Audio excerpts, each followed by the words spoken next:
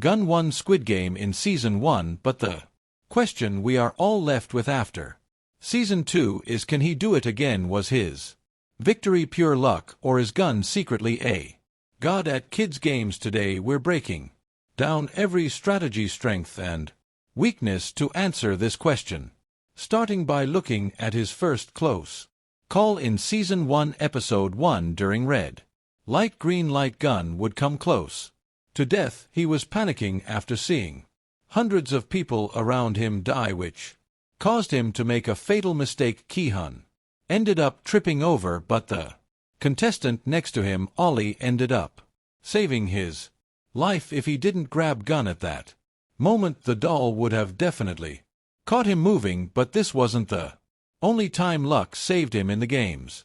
Tug of War was another game where Gun didn't really do anything special. Gun fortunately had very good teammates. Ilum strategy and Sang-woo's quick thinking would save the entire team, but even before the teams were formed, Sang-woo was the only one who realized they needed more men. He knew that in a game of raw strength, having a team full of men was the smartest choice.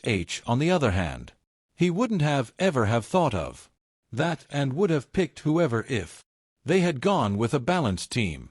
There's no way they would have won, no matter how good the strategy was in this game. Ilum was the reason they made it through. He knew how to play the game and exactly what to do. Both of your feet should be facing straight forward. Hold the rope in your armpit for the first 10 seconds. You have to hold your ground. He came up with almost everything: how to stand, where to place their feet, how to hold the rope, and most importantly, how to hold their ground for the first 10 seconds to wear the other team out. Even with all of that, they were still on the edge of losing. That's when Sang-woo saved them, taking 3 steps forward out of nowhere, completely throwing off the other team. Go down without that last-minute move, they probably would have fallen to their deaths, but this wasn't the closest. That Gun almost died during Delona. Gi-hun had no master plan, big strategy, or even any ideas that could help him. He was struggling just like everybody else, trying not to crack the cookie. The only reason he figured out to lick the shape was because a single drop of sweat fell onto it that tiny moment.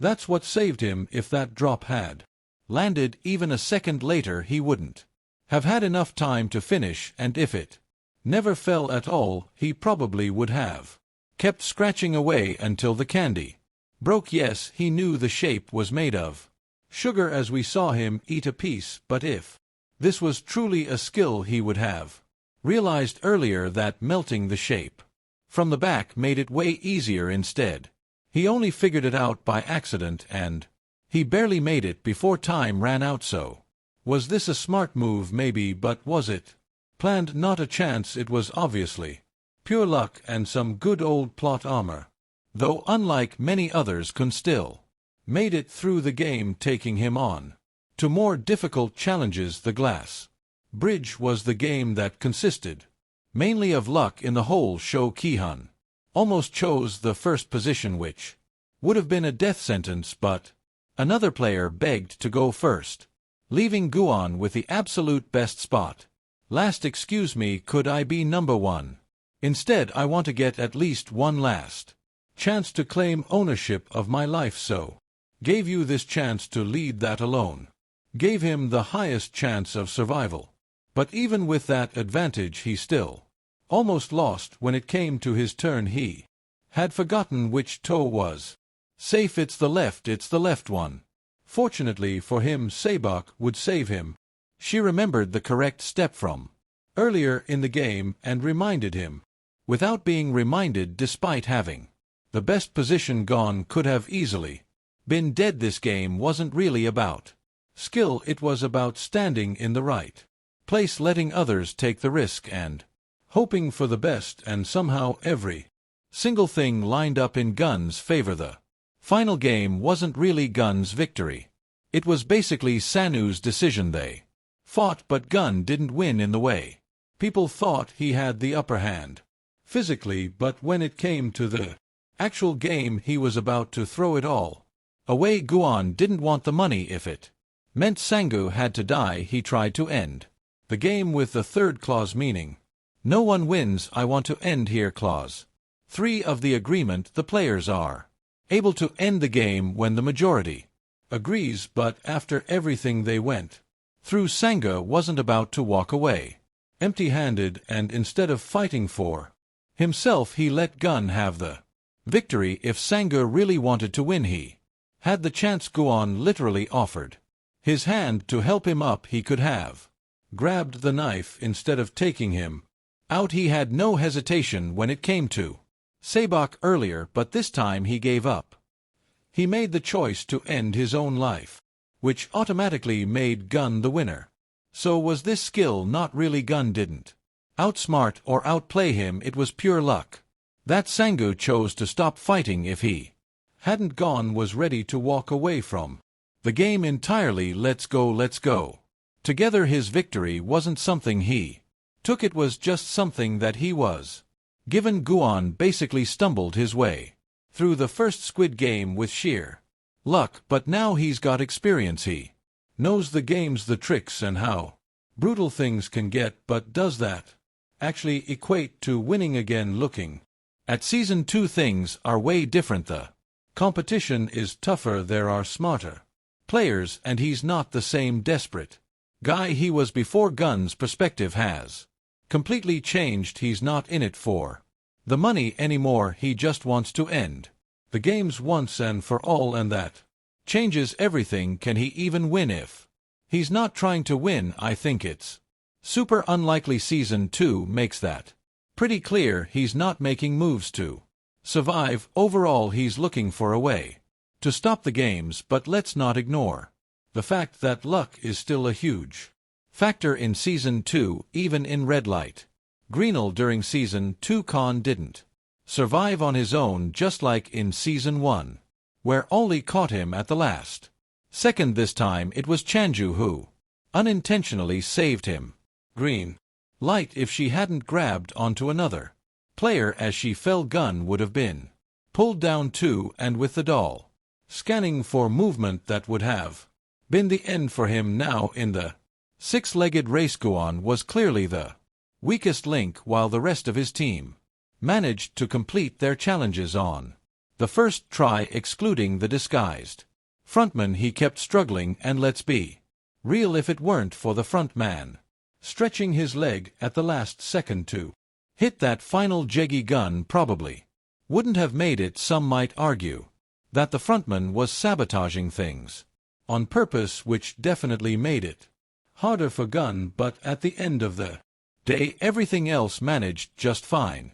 And then there's the mingle game. Did Gi-hun do anything special here? No, not really. The team just followed his instructions, but that alone doesn't make him a great leader. It's not like he made some genius move, he was just in a position where people happened to listen to him. I mean, when you put all these moments together, it's hard to say that Gi-hun actually dominated the games more often than not. He was clearly just scraping by. Take the first round for example: 10 players, the required team size was 10, but Gi-hun's group was 9. Instead of stepping up and making a quick decision, he hesitated. It was Chanju who actually solved the problem, making sure their team met the requirement. A strong leader would have taken charge from the start, setting clear rules to avoid confusion in later rounds. Imagine if he had put a simple system in place, something like, if we need less than 5 people, player 001 steps out to find another team. If we drop to 3, both Young Bu and player 001 go. Looking, that would have made everything go smoother, but instead Gi-hun didn't do much of anything. The team just functioned on its own, with other players making the tough calls while he was just there. He never had to fight to keep his team together, or even put in much effort to secure teammates. The next round only made things clear. Gi-hun wasn't leading 4 players. Okay, come, I'll be all right, you guys go, hurry. When the 4-member rule was announced, he froze. a real leader or even just someone good at making connections would have jumped into action, found teammates fast and secured their spot, but nope, instead it was the frontman who took charge, gathering the right players while Gun just stood there wasting time. The whole team lost a good 10 to 15 seconds in confusion, precious time that could have saved a life. People followed him, sure, but why not because of anything he actually did, just because he won the last time? That's not leadership, that's luck. Now at this point some people might be ready to argue, maybe get even a little frustrated. Hey, he won, give the guy some credit. And listen, this isn't about tearing him down, no hate for Gun here at all the guy's been through hell and back and he's still standing. That's awesome, but the point here isn't just to cheer for him, it's to really break things down. Did he actually develop the skills to survive now? About that, let's not forget Yen isn't even in this for victory anymore. The guy's on a whole different mission now. He wants to shut this whole thing down, not take home another pile of cash, and that's a game changer. Are you saying you're still part of that game? What I want is to stop the game once and for all. Season 2 brought a lot of changes, especially with the rules. It's not the same playing field anymore, and the thing that makes it even harder, the front man.